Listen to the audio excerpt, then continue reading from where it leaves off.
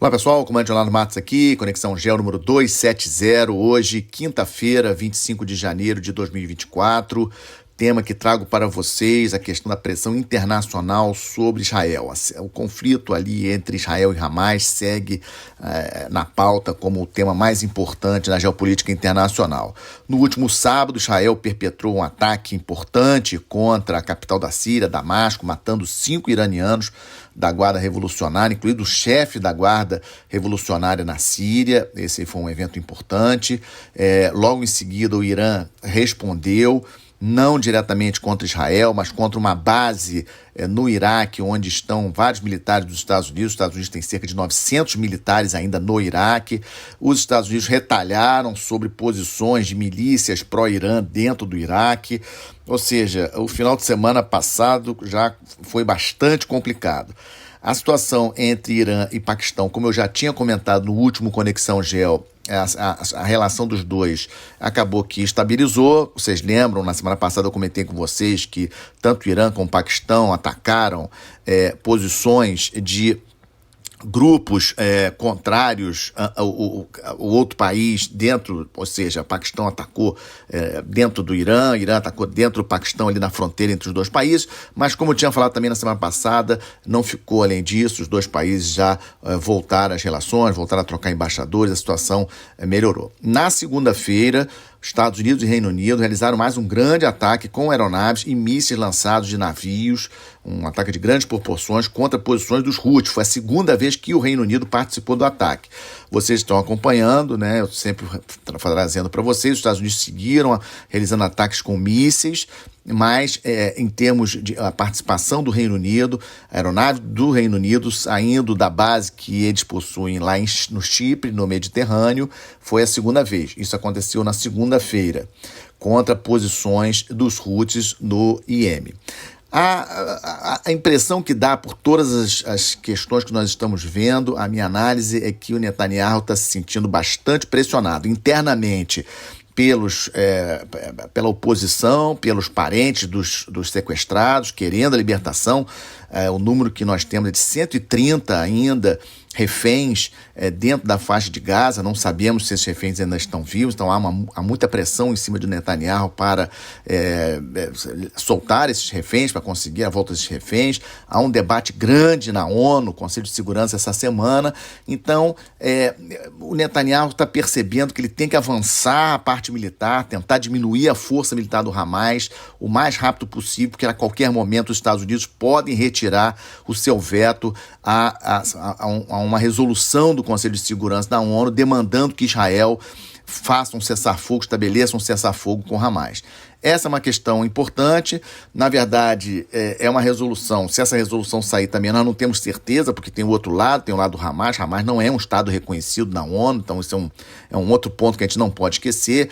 Catar está participando das negociações, nos bastidores, o Egito participando. O Egito está sofrendo muito com relação aos ataques dos Houthis ali no Mar Vermelho. Cerca de 40% de toda a receita que o Egito recebe lá do Canal de Suez, 40% a menos, né, no último mês, em função aí dos ataques, a diminuição do tráfico de navios mercantes na região. Então, o Egito está sofrendo economicamente. Também tivemos essa semana um ataque de Israel ali no sul da faixa de Gaza, que destruiu um abrigo para refugiados da ONU, ali dentro de Gaza. A informação que temos do site da ONU é de 9 pessoas morreram, 75 pessoas ficaram feridas.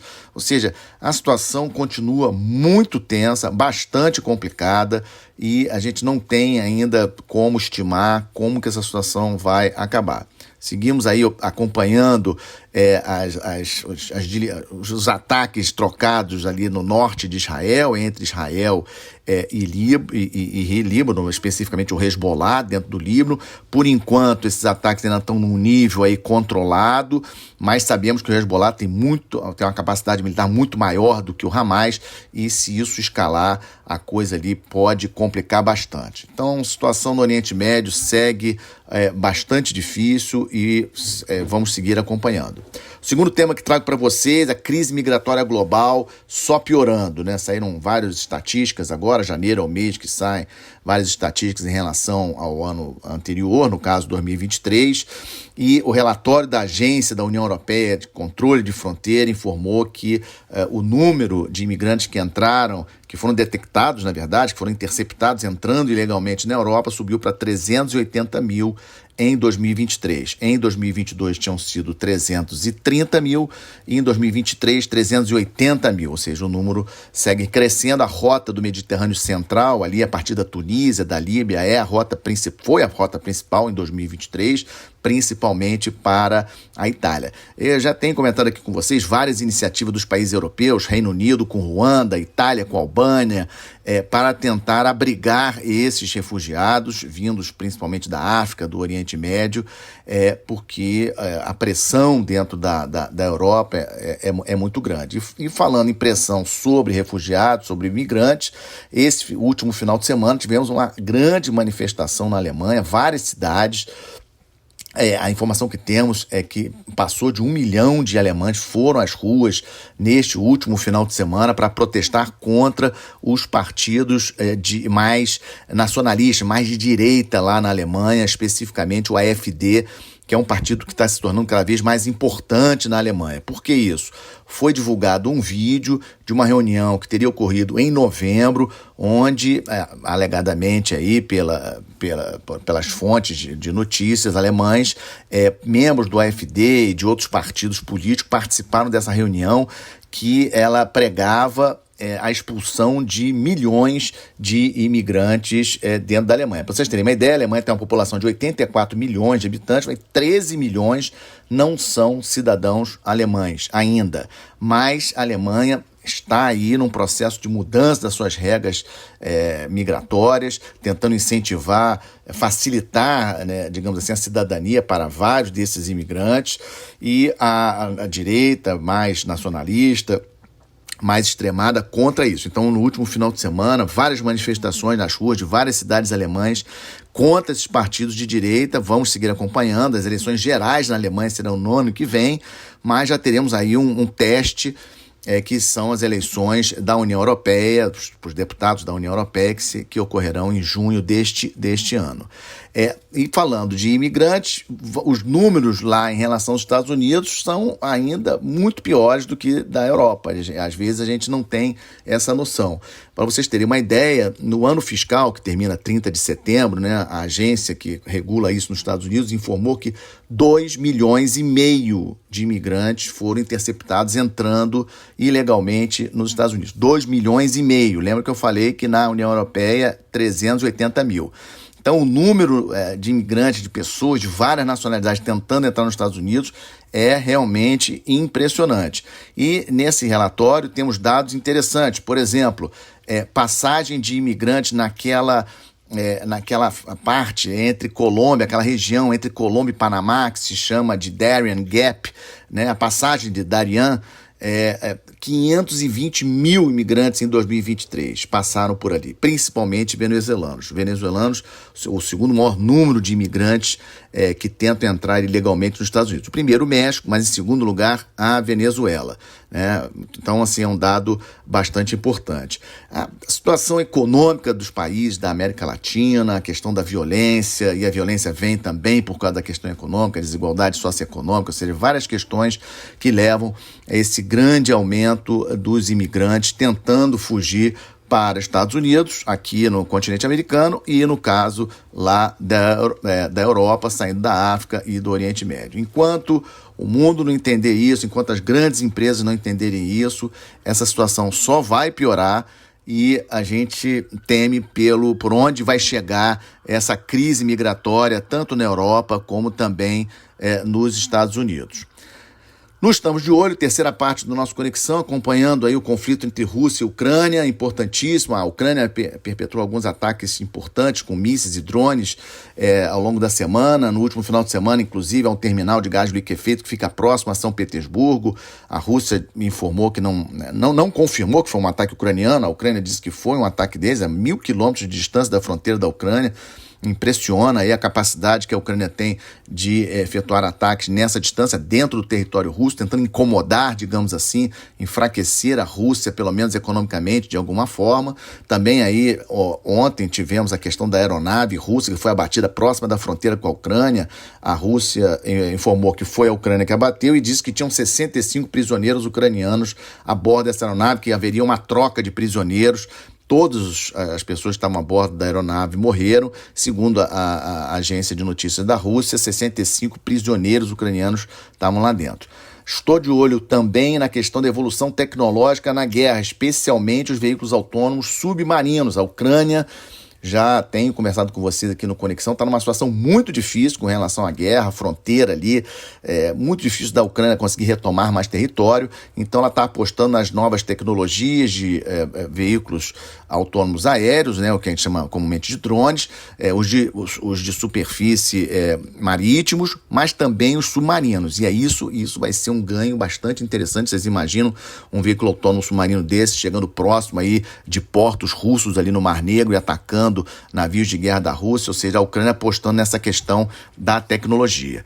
Também relacionada com o conflito entre Rússia e Ucrânia, essa semana o parlamento turco ratificou a entrada da Suécia na OTAN. Será o 32º membro da maior aliança militar do planeta. Na minha avaliação, a entrada da Finlândia e da Suécia, dois grandes revés dessa decisão do presidente Putin de invadir a Ucrânia em 2022.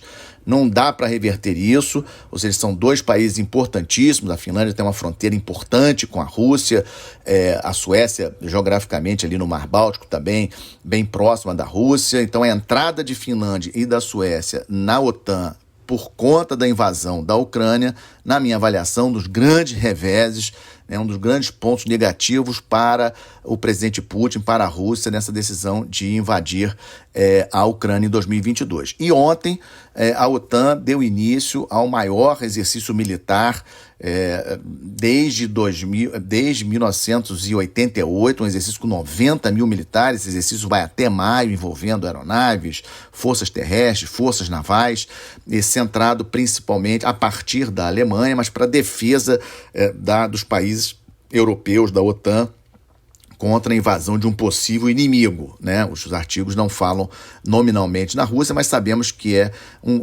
uma demonstração de força contra a Rússia, para que a Rússia não se aventure a fazer outras coisas além do que já está fazendo na Ucrânia. Outro tema que estamos de olho é a questão da viagem do secretário de Estado dos Estados Unidos, o Antony Blinken, à África Ocidental, Cabo Verde, Costa do Marfim, Nigéria e Angola. Ele está, nesse momento, em Angola, termina a sua viagem à África amanhã. Os Estados Unidos tentando surgir aí como uma opção à China e Rússia. Angola, o país da África que mais fornece petróleo para a China, tem aí uma dívida com a China bilionária e indícios de que os Estados Unidos estão sim, junto, logicamente, coordenação com a Europa, tentando retirar um pouco dessa presença, um pouco desse protagonismo da China e, de certa forma, da Rússia na África. Sabemos que na parte militar, muito difícil de tirar esse protagonismo russo. A Rússia vende muito armamento para a África, países africanos, e vocês lembram da presença do grupo Wagner em alguns países africanos ali, ajudando alguns governos. Então é algo que temos que acompanhar, faz parte do entorno estratégico brasileiro, esses 4 países que eu mencionei, entorno estratégico brasileiro. Nigéria, país importantíssimo, maior economia da África, maior população da África. E nessa onda, acho que o Brasil não pode negligenciar as relações com um país tão importante como a Nigéria, um tema que eu venho falando já há bastante tempo aqui no Conexão. Outro tema que também estamos de olho é a volta das provocações ali no Pacífico Ocidental entre China e Estados Unidos. Os Estados Unidos, essa semana, o primeiro navio de guerra dos Estados Unidos a cruzar o Estreito de Taiwan no ano de 2024, aconteceu essa semana.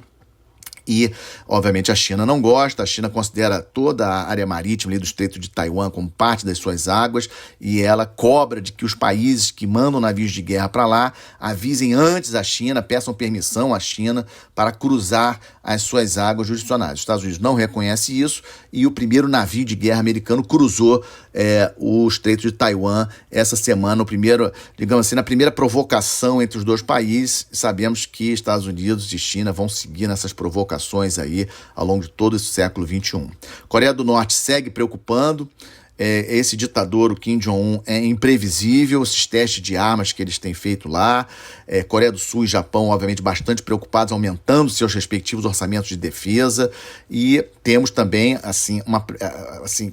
bem notícias da Coreia do Norte são impressionantes, né? Ontem, vimos aí nos noticiários um vídeo de 2 jovens de 16 anos sendo condenados aí a 12 anos de trabalhos forçados porque foram pegos assistindo filmes da Coreia do Sul, né? Jovens de 16 anos na Coreia do Norte, presos por 12 anos para trabalhos forçados, e eles foram condenados em frente a todos os outros colegas do colégio. Assim, uma cena horrorosa, um vídeo que andou circulando ontem nas principais redes de notícias. Outro tema também que estamos acompanhando é esse protesto dos agricultores na Europa, grandes protestos. E hoje, especificamente, quinta-feira, na França, com bloqueio de estradas e cercando Paris, porque os agricultores pedem a continuação dos subsídios. Aliás, esse é um dos problemas maiores para o acordo de comércio aí, que já dura muito tempo as negociações entre União Europeia e Mercosul, que acho muito difícil de sair, principalmente pela França. A França é a maior produtora agrícola da União Europeia. Os agricultores franceses fazem muita pressão em cima do governo e, obviamente, que o partido de oposição, chefiado pela Marine Le Pen, aproveita a oportunidade para cutucar o presidente Macron com relação a essa questão, dizendo que o presidente Macron está contra os agricultores na França, etc, etc. Então, é algo também que estamos de olho. E falando em França, falando em presidente Macron, Macron chegou hoje, quinta-feira, na Índia. Ele é o convidado de honra para a parada militar que vai acontecer nesta sexta-feira, o Dia da República da Índia, e foi recebido com pompa e circunstância lá na Índia pelo primeiro-ministro Modi, que tem eleições gerais, diga-se de passagem, na Índia, abril e maio deste ano. A França é o segundo maior fornecedor de armas para a Índia, perde apenas para a Rússia. É um parceiro aí importantíssimo para a Índia sempre naquela postura aí de independência estratégica, digamos assim, ou seja, não comprometimento com nenhum país, mas tem fortes relações com a Rússia, melhorou muito as suas relações com o Ocidente, Estados Unidos, e quer manter também forte relação com França, com a Alemanha e outros países da Europa. Grande questão para a Índia, como sabemos, é China e Paquistão. Agora vamos para a boa notícia. Essa semana, terça-feira, o Brasil assumiu pela terceira vez o comando da Força Tarefa 151 de combate à pirataria, ali naquela região do Golfo de Aden, Mar Vermelho, Mar da Arábia. O comando do Brasil será até julho. O Almirante Brasileiro está lá. Não temos navios brasileiros lá, navios da Marinha do Brasil, mas temos oficiais e praças da Marinha do Brasil compondo o Estado-Maior do Almirante Brasileiro.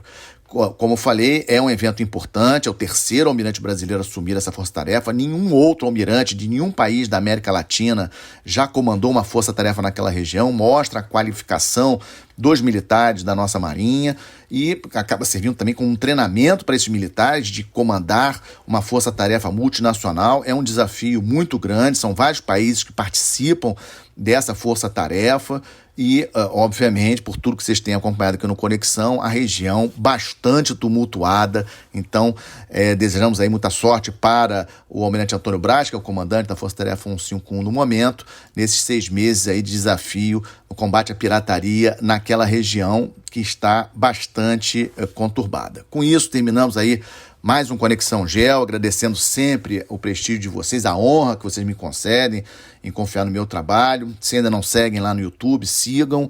Também estamos no Spotify, Apple Podcasts. E se gostaram também, se puderem, compartilhem com seus amigos para nós ampliarmos essa rede aí do Conexão Geo. Um excelente final de semana para vocês. Até a próxima semana. Muito obrigado.